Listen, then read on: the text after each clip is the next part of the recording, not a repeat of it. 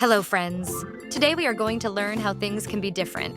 Big, bigger, biggest, and many more. This bucket is big. This one is bigger. And this one is the biggest of all. This ball is small. This one is even smaller. And this one is the smallest. This bush is tall.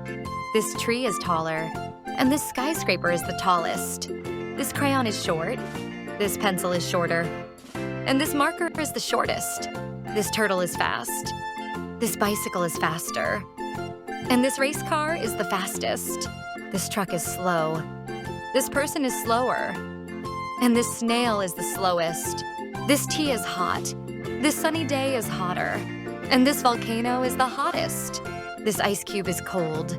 This freezer is colder. And this snowy mountain is the coldest. Great job, friends.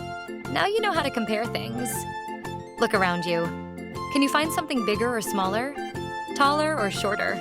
See you next time.